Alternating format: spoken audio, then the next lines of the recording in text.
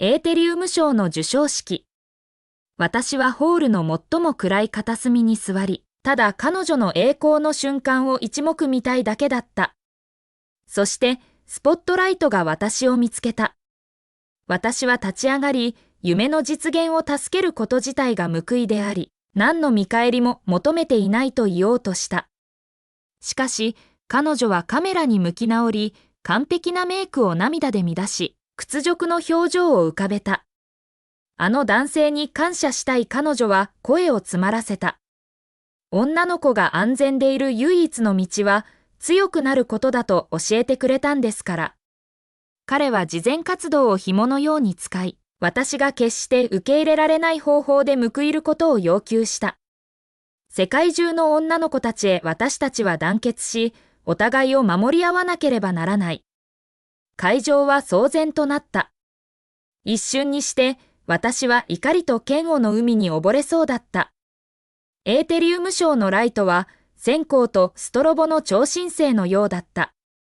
私は最後列の影に座り、手にした色あせた写真を握りしめていた。それは10年前、アパラチアの忘れ去られた地で撮られたものだ。痩せこけた少女デイジーはボロ布をまとい、乾いた半分のコーンブレッドを手にしていたが、その目は星のように輝いていた。あの頃、彼女はろくに文章もつなげられなかった。今、彼女は業界で最も権威あるステージに立ち、助演女優賞を受賞しようとしている。司会者がセラフィナ・レイエスの名前を告げたとき、私は思わず背筋を伸ばした。彼女はオートクチュールのガウンに身を包み、完璧なメイクで、ライトの下を優雅に滑る白鳥のようだった。彼女が私のことを話すかもしれない10年間支援を続けた匿名の講演者、妹の白血病治療費を払い、映画学校に入る手助けをし、ひいては不適切な関係の疑いを避けるためだけに、彼女のためだけに制作会社まで設立したのだから。次の瞬間、彼女の視線が私を捉えた。スポットライトがホールを横切り、私を照らし出した。眩しくて目を細めざるを得なかった。今夜、ここにいるある人物に、特別な感謝をしなければなりません。彼女はマイクに向かい、練習したような感情を込めて声を震わせながら、涙を浮かべていった。10年前、彼は支援を口実に、私を嫌がらせ、支配しました。今夜、この場に立って、見ているすべての女の子に伝えたい。身を守る唯一の方法は有名になることです。会場は沸き立った。カメラのシャッター音は機関銃のようだった。私は座ったまま凍りつき、感覚のなくなった指から写真が滑り落ちそうになった。彼はお金をくれたからって私を所有していると思ったのよ。彼女は怒りに満ちた声で、テーレの行き届いた指を私の方向に向けて叫んだ。今夜、この賞を勝ち取ったことが私が独力で成し遂げた証拠です。私の成功は彼の施しとは何の関係もない。生配信のチャットは大騒ぎになった。OMG。どんなクズなんだ？かわいそうなセラフィナ。乗り越えてよかった。この性犯罪者が誰か調べろ。今すぐ干せ。ステージ上でセラフィナの顔は勝利に染まり、私を直撃する隠そうもない憎悪をたたえた目を燃え上がらせていた。私は口を開け、なぜなのか、この10年の真実を説明したくて必死だったが、もう記者たちに取り囲まれ、彼らのマイクは武器のようだった。私はこの業界に長くいるので、どんな説明も歪められ、無駄になることを知っていた。私は口を閉じた。セラフィナを最後に長く見つめ、それから去ろうと背を向けた。立ち上がると、千の視線が私に注がれるのを感じた軽蔑と病的な好奇心が混ざったそれらの目に、送られながら出口へと歩いた。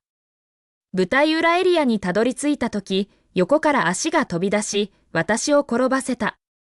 予期していなかった私は強く倒れ、膝に鋭い焼けつくような痛みが走った。痛みに顔を歪めながら見上げると、そこには知った顔があった。私の会社が重点的にプロモートしている新人スター、チェイス。セラフィナの最新作での恋人役だ。3、自重していただけませんか。チェイスは軽蔑の眼差しで私を見下ろした。セラフィナは今やスターです。好き勝手に嫌がらせするのはやめてください。セラフィナはスピーチを終え、嘲笑うような笑みを浮かべて私の上に立ちはだかった。レオ・ゴードン、身の程をわきまえなさい。調べてみたわ。あなたは取るに足らない小さな制作会社の誰かでしょ。本当に私の後援者だなんて思っているの？彼女の顔は平静だったが、言葉は歯のようだった。残酷な笑みを浮かべ、彼女は一呼吸置いて、わざと声を張り上げた。そうそう、この10年間あなたが送りつけてきた手紙はね、全部燃やしたわ。見ているだけで吐き気がしたから。私は彼女の冷たく容赦ない目を見つめ、心が拳で握りつぶされるような感覚を覚えた。あの手紙底には私の励ましの言葉、彼女のためにまとめた教材、彼女の妹の化学療法が終わるたびにあった良い知らせが詰まっていた。彼女にとって、それらすべてはただ嫌悪の対象でしかなかった。警備。あの人を連れ出して。セラフィナが叫んだ。2人の警備員が駆け寄り、私の腕をつかみ、引きずり出そうとした。私はもがき、振り返った。チェイスがカメラに向かってさりげなくピースサインを送るのが見えた。セラフィナの唇に勝利の微笑みが一瞬浮かぶのが見えた。そして彼女の後ろの大スクリーンに彼女のハイライトシーンが映し出されているのが見えた。所属事務所の欄に CEO の名前が私のものと同じであることが表示されていた。会場から放り出されたとき、私の携帯電話がブーンと震えた。アシスタントからのメッセージだった。ゴードンさん、会社のウェブサイトがハッキングされました。あなたへの誹謗中傷のコメントで溢れ返っています。そのメッセージを読み、腹の底で苦く複雑な感情が渦巻いた。彼らが攻撃した会社は、私が所有する最も小さな会社の一つに過ぎなかった。しかし、セラフィナが所属するスターダストピクチャーズは、私が彼女のためにゼロから築き上げたプラットフォームなのである。彼女はあの賞を取れば全てを手にしたと思っている。彼女が持っている全てが私からの贈り物だとは夢にも思わずに。オフィスに着くと死のような静寂が広がっていた。社員たちは私を見るとすぐにうつむき目を合わせようとしなかった。アシスタントがノート PC を抱えて走り寄り顔面蒼白だった。ゴードンさん、もう大変なことになっています。ハッシュタグレオゴードンは性犯罪者がトレンド1位です。会社の住所も特定されました。下の通りは記者で通行止めです。私はオフィスのソファに沈み込み、ノート PC を開いた。トレンドトピックには爆発を示す炎マークがついていた。クリックすると誹謗中傷の嵐だった。誰かが私の写真を見つけ、それを次々と屈辱的なミームに仕立て上げていた。そのすぐ下には、セラフィナとチェイスの新作映画のハッシュタグセラチェイス永遠にが並び、愛と支援のコメントで埋まっている。3、声明を発表すべきでしょうか？アシスタントがおずおずと尋ねた。私は首を振り、暗号化されたフォルダーをクリックした。中には10年前の動画が入っていた。私は18歳になったばかりだった。父の非常な商売慣行に嫌気がさし、しばらく田舎に逃げていた。そこで彼女に出会ったのだ。彼女はまだセラフィナ・レイエスではなかった。ただのデイジー、彼女が歩く土の道のようにありふれた名前の少女だった。動画の中では、10歳のデイジーが兄に泥の中に押し倒され、母親がほうきで彼女を殴りつけながら叫んでいた。役立たずの娘め。死んだ方がましだ。私は駆け寄り、彼らを押しのけ、札束を渡してデイジーを学校に通わせるようにした。彼女が私の足にしがみつき、囁いたことを覚えている。おじさん、勉強がしたいの。妹を助けたいんだ。慢性的な栄養失調で重労働を強いられていた10歳の少女は、目以外は骨と皮だけだった。その目は大きく、暗く、そして焼きつくようだった。その目を見つめ、私は胸が張り裂けそうになった。それからの10年間、私は匿名で彼女に生活費を送り、妹の白血病治療費を払い、家庭教師を雇い、彼女が映画学校に合格した時には、スターダストピクチャーズを設立し、すべてのリソースを注いで彼女をスターにしようとした。すべて彼女の評判を守るため距離を置きながら、私は彼女の夢を叶える手助けをしているのだと思っていた。毒蛇を養っていたとは夢にも思わなかった。ゴードンさん、チェイスさんからダイレクトメッセージが届いています。アシスタントの声が思考を遮った。メッセージを開くと写真だった。セラフィナが私の手紙を火にくべているところで、炎に照らされて軽蔑の笑みを浮かべていた。キャプションにはこう書かれている。諦めろ、ゴードン。セラは言ってるよ、君の支援なんて哀れな施しに過ぎないって。彼女が君に感謝することは絶対にない。私は携帯電話を閉じ、指先が冷たくなっているのを感じた。彼らは最初からこれを計画し、この夜を待ってとどめを刺そうとしていたのだ。10年間の支援が彼女の目にはただの慈善事業、軽蔑に値するものに過ぎなかった。全上級管理職に通知しなさい。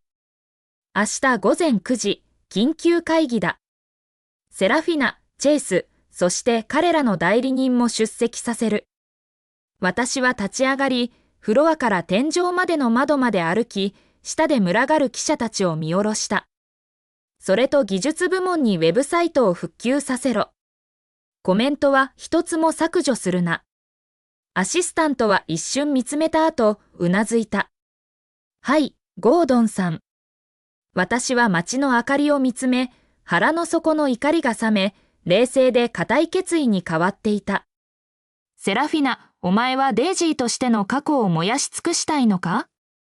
俺が与えたすべてを破壊したいのか？よかろう。俺がお前を出発点へ引きずり戻し、俺の施しなしでは、お前は無に等しいことを思い知らせてやる。翌朝、車を降りた瞬間、記者たちに取り囲まれた。ゴードンさん、10年間セラフィーナ・レイエスさんに嫌がらせをしていたのは本当ですか？なぜお金を使って彼女をコントロールしようとしたのですか？彼女の言うように本当に手紙を燃やしたのですか？フラッシュの光は眩しかった。警備員が人垣を作り、群衆の中でもミクチャにされながらエレベーターへと押し込まれた。会議室に入ると、すでに人でいっぱいだった。セラフィナは定席近くに座り、高価なパワースーツを着て、取り巻きの部長たちに囲まれていた。心配しないで、セラフィナ。我々は皆あなたの味方だ。マーケティング部長が油ぎった笑みを浮かべていった。あのレオ・ゴードンは正気を失っている。もう解任書類を作成しているところだ。その通りだ。運営部長も調子を合わせた。彼が来たら我々がきちんとケリをつけてやる。セラフィナは得意げに笑った。私が入ってくるのを見ると、彼女の表情は一瞬で氷のように冷たくなった。レオ・ゴードン。まだ顔を出す度胸があるの？私は彼女を無視し、まっすぐに会議室の定席まで歩いて行った。部長たちが飛び上がり、私を指さした。恥ちめ。うせろ。うせる？私は笑った。ここは私の会社だ。なぜ私が去らなければならない？あなたの会社？セラフィナは嘲笑した。彼女はポーチから黒いカードを取り出し、私の前のテーブルに放り投げた。ほら、100万ドルよ。あなたのちっぽけな会社が何年かかって稼ぐ額より多いわ。金を持って消えなさい。もう二度とあなたのことなんて見たくない。黒いカードは磨かれたテーブルの上で回り、私の足元近くで止まった。100万ドル。確かに大金だ。私はそのカードを見て、3年前、彼女の妹が重体で骨髄移植が必要になった時のことを思い出した。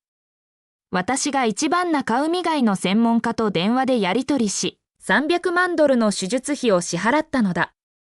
あの時、電話で泣きながら彼女が言ったことを覚えている。ありがとう、レオ。いつか必ず恩返しするって約束する。100万ドル？私は身をかがめ、カードを拾い上げ、テーブルに置いた。セラフィナ、君の妹の手術代だけでも俺は300万ドル払った。これで十分だと思うのか？彼女の顔は死人のように青ざめたが、すぐに平静を取り戻した。でたらめを言うな。妹の手術代は私が自分で工面したのよ。そうかい？私が言いかけると、チェイスが突然飛び起き、札束を私の顔に投げつけた。紙幣は私の周りにひらひらと舞い落ちた。つけ上がるな、ゴードン。彼は歯をむき出して怒鳴りつけ、指を私に向けた。セラフィナが金をやるなんて好意でしてやってるんだ。これ以上彼女に嫌がらせを続けたら、この町で二度と仕事ができなくしてやる。あの人を連れ出して。